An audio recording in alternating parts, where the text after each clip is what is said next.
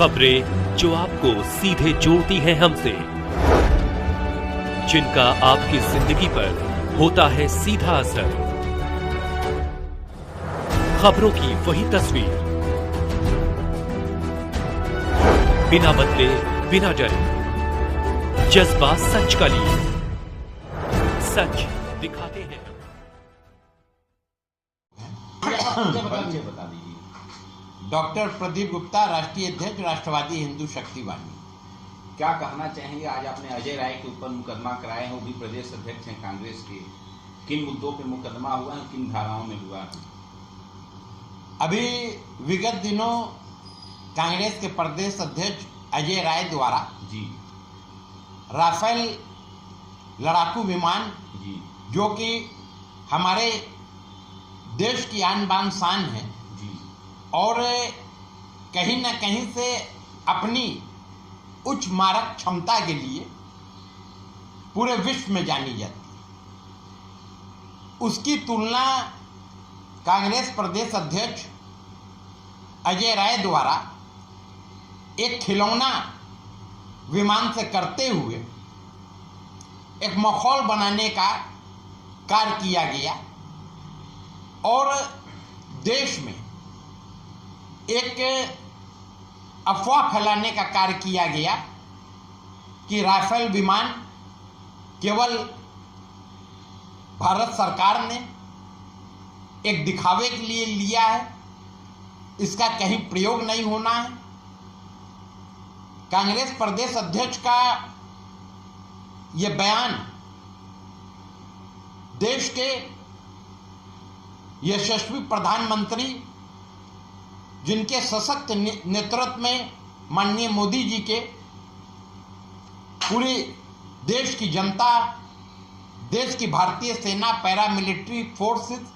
सब एकजुट हो करके और आतंकवाद के विरुद्ध खड़ी है मुंहतोड़ जवाब देने के लिए। एक रणनीति बना करके ऑपरेशन की तैयारी हो रही है और ऐसे समय में इस तरीके का आपत्तिजनक बयान देना देश में अफवाह फैलाना है, सेना का मनोबल तोड़ना है। और सबसे खेदजनक बात यह है कि उनका ये बयान कहीं ना कहीं से शत्रु देश पाकिस्तान का मनोबल बढ़ाने वाला है और उनके इस बयान ने शत्रु देश पाकिस्तान में उनको हीरो बना दिया। पाकिस्तान की मीडिया ने उनकी वाहवाही की, तो इससे ये साबित होता है, इस बात की पुष्टि होती है कि अजय राय का ये बयान राष्ट्रहित में नहीं था, वर्तमान परिस्थितियों के अनुरूप नहीं था, देश की भारतीय सेना का मनोबल तोड़ने वाला था। तो उनके इस बयान के विरोध में राष्ट्रवादी हिंदू शक्ति वाहिनी द्वारा 7 अप्रैल 2025 को रात्रि में वाराणसी कमिश्नरेट के अंतर्गत थाना चेतगंज में एक मुकदमा पंजीकृत कराया गया, जिसमें प्रार्थना पत्र के माध्यम से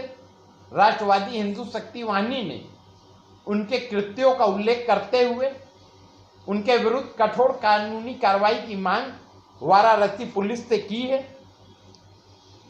साथ ही राष्ट्रवादी हिंदू शक्ति वाहिनी ने वाराणसी पुलिस प्रशासन को यह भी बताने का काम किया है कि अगर इस मुकदमे में किसी तरीके की भी ढिलाई होगी और जो राष्ट्रवादी हिंदू शक्ति वाहिनी द्वारा जिन बिंदुओं पर प्रार्थना पत्र दिया गया है, अगर किसी भी तरीके से कोई उसमें धारा की कटौती होती है तो राष्ट्रवादी हिंदू शक्ति वाहिनी चुप नहीं बैठेगा, उसके लिए भी लड़ाई लड़ने का काम करेगा,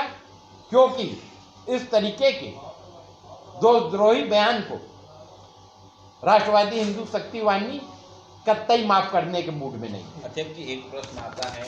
आपने मुकदमा दर्ज कराया, अपना नींबू मिर्चा को लेकर के विवाद छिड़ा हुआ था राफेल पे, क्या मुकदमा पार्टी के या दर्ज कराने में रहा या ये स्वयं प्रदीप गुप्ता जी और राष्ट्रवादी हिंदू शक्ति वाहिनी का जो है समन्वय था। आप किसी भी जांच एजेंसी से जी जांच करा सकते हैं। राष्ट्रवादी हिंदू शक्ति वाहिनी किसी भी ना राजनीतिक दल के प्रभाव में है, ना किसी भी राजनीतिक दल का सहयोग लेने जाती है। राष्ट्रवादी हिंदू शक्ति वाहिनी एक राष्ट्रवादी विचारधारा की, सनातन धर्म और संस्कृति से जुड़ी एक हिंदूवादी संगठन है और चाहे कितनी भी बड़ी ताकत होगी उसको राष्ट्रवादी हिंदू शक्ति वाहिनी राष्ट्र और हिंदू धर्म और संस्कृति से बड़ी ताकत नहीं मानता है। जब भी इस तरीके की बात होगी, हमारे राष्ट्रवादी हिंदू शक्ति वाहिनी के साथी, हमारे राष्ट्रवादी हिंदू शक्ति वाहिनी के वीर साथी आर पार की लड़ाई लड़ने का काम करेंगे। कल भी हम लोग पूरी हमारी युवा मोर्चा की टीम थी, हमारे बगल में राष्ट्रवादी हिंदू शक्ति वाहिनी युवा मोर्चा के उत्तर प्रदेश अध्यक्ष जितेंद्र निषाद बम्बू जी बैठे हैं, हमारे सामने युवा मोर्चा वाराणसी महानगर हिमांशु सिंह राजपूत जी बैठे हैं, मनीष सिंह रघुवंशी जी थे और तमाम हमारे साथी बड़े संख्या में थाने गए और हम लोगों ने तहरीर देने का काम किया। साथ ही ये भी बताने का काम किया था कि अगर 24 घंटे में हमारे आरोपों के आधार पर जो हम राष्ट्रवादी हिंदू शक्ति वाहिनी द्वारा दिया गया, अगर मुकदमा पंजीकृत नहीं करता है तो हम लोग वाराणसी पुलिस कमिश्नर का घेराव करने का काम 24 घंटे बाद करेंगे।